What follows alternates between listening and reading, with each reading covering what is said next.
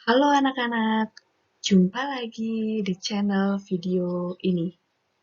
Kali ini kita akan membahas jenis-jenis paragraf. Simak baik-baik ya penjelasan Ibu, supaya nanti ketika ada soal, kalian bisa mengerjakannya dengan tepat. Jenis-jenis paragraf. Nah, berdasarkan letak kalimat utamanya, kita kemarin sudah belajar ya, ada paragraf deduktif. Yang kedua, ada paragraf induktif.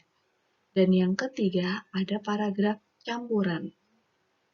Kita mengingat kembali, kalau paragraf deduktif, itu paragraf yang kalimat utamanya terletak di awal paragraf.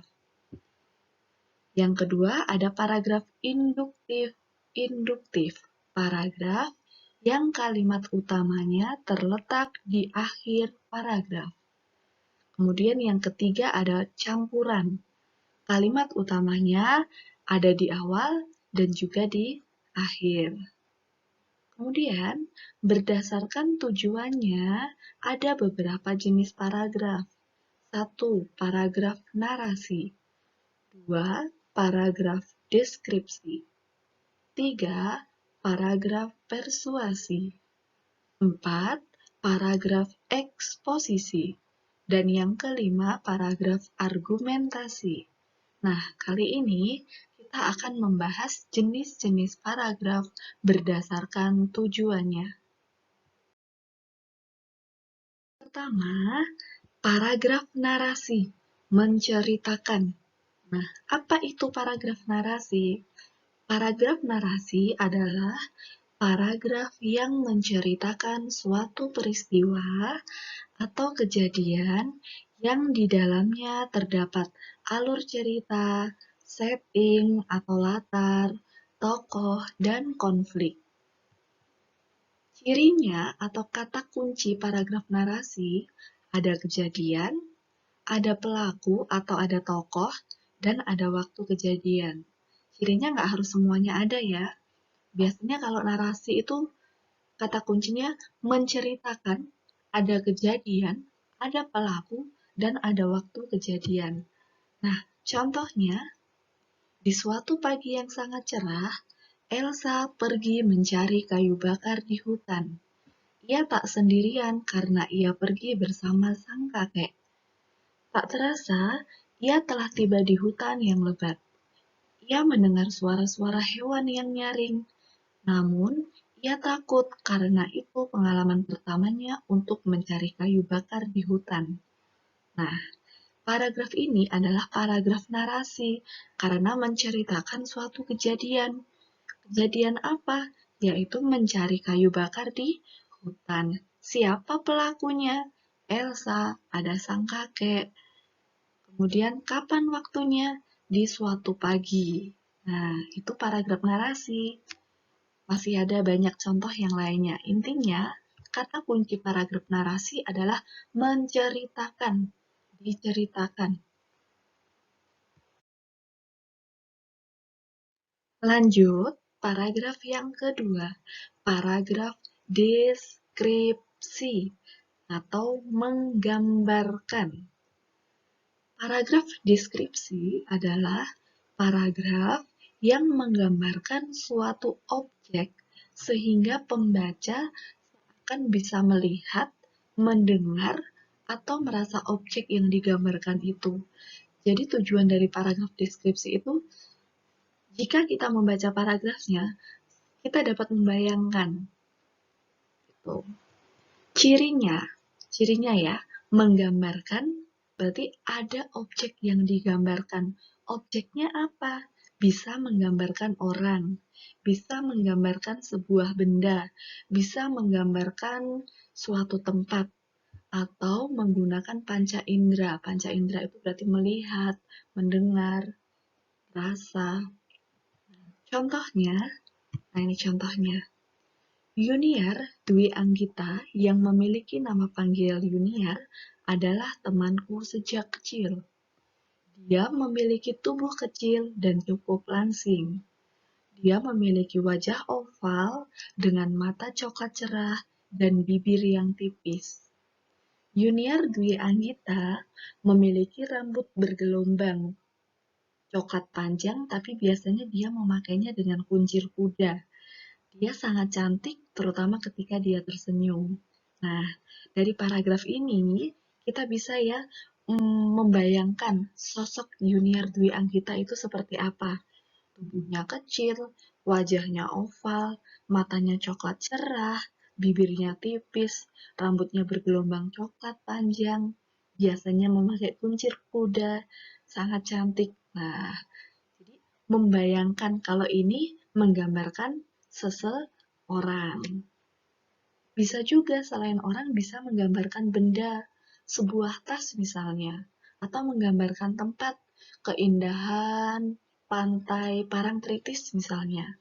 Dan masih banyak contohnya. Intinya, kunci paragraf deskripsi adalah menggambarkan. Jelas ya?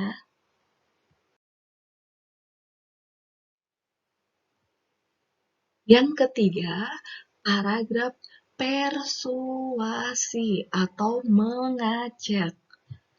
Paragraf persuasi adalah paragraf yang mengajak, membujuk, atau mempengaruhi pembaca agar melakukan sesuatu.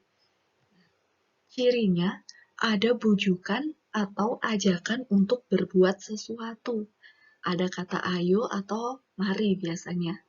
Nah, kata kuncinya itu ya, mengajak. Ada bujukan, ada ajakan. Contohnya, susu sangat baik untuk kesehatan kita. Susu mengandung banyak kalsium yang sangat berguna untuk pertumbuhan tulang kita. Selain itu, susu juga memiliki banyak protein yang bisa membantu meningkatkan kecerdasan otak kita. Oleh karena itu, marilah kita berbanyak minum susu. Nah, dari paragraf ini ada ajakannya, yaitu untuk memperbanyak meminum susu. Ada kata-kata marilah. Nah, itu adalah kunci paragraf persuasi. Tapi jangan tiba-tiba langsung, marilah kita perbanyak meminum susu. Tapi dijelaskan dulu alasannya apa, barulah di akhir diajak, marilah kita perbanyak meminum susu. Paham ya? Kuncinya paragraf persuasi mengajak ajakan. Oke, selanjutnya paragraf eksposisi. Ibu ulang ya, paragraf eksposisi atau menjelaskan. Paragraf eksposisi adalah paragraf yang berisi ide, pendapat, buah pikiran, informasi, atau pengetahuan yang ditulis dengan tujuan untuk memperluas wawasan pembaca. Jadi tujuan paragraf eksposisi ini adalah untuk menjelaskan suatu informasi atau suatu pengetahuan, sehingga pembaca dapat mengetahui suatu informasi itu. Cirinya ada informasi atau penjelasan. Contohnya, ciplukan. Ciplukan adalah tumbuhan semak yang biasa tumbuh di tanah-tanah kosong yang tidak terlalu becek dan hanya bisa ditemukan saat musim penghujan. Tumbuhan ini biasanya mempunyai tinggi antara 30-50 cm, batangnya berwarna hijau kekuningan, buahnya berbentuk bulat dan berwarna kuning. Selain mempunyai rasa yang manis, ternyata buah ciplukan menyimpan beberapa khasiat penting untuk menyembuhkan beberapa penyakit. Nah, ini adalah contoh paragraf eksposisi, menjelaskan tentang tanaman atau tumbuhan ciplukan. Pernah lihat ciplukan? Ya, nanti bisa di-searching ya di Google. Jadi intinya eksposisi itu menjelaskan gak hanya tentang tumbuhan, bisa menjelaskan tentang cara menggunakan sesuatu misalnya, itu juga termasuk eksposisi. Nah, Yang terakhir, paragraf argumentasi. Argumentasi atau pendapat. Paragraf argumentasi adalah sebuah paragraf yang menjelaskan pendapat dengan berbagai keterangan dan alasan.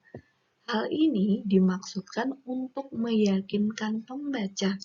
Jadi, pendapat dengan berbagai keterangan dan alasan, tidak hanya pendapat saja. Pendapatnya menurut siapa?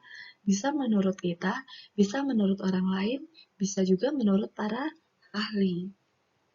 Cirinya, ada pendapat dan ada alasannya. Contoh, sebagian anak Indonesia belum dapat menikmati kebahagiaan masa kecilnya. Pernyataan demikian pernah dikemukakan oleh seorang pakar psikologi pendidikan Soekarton 1992 bahwa anak-anak kecil di bawah umur 15 tahun sudah banyak yang dilibatkan untuk mencari nafkah oleh orang tuanya. Hal ini dapat dilihat masih banyaknya anak kecil yang mengamen atau mengemis di perempatan jalan atau mengais kotak sampah di TPA. Kemudian hasilnya diserahkan kepada orang tuanya untuk menopang kehidupan keluarga.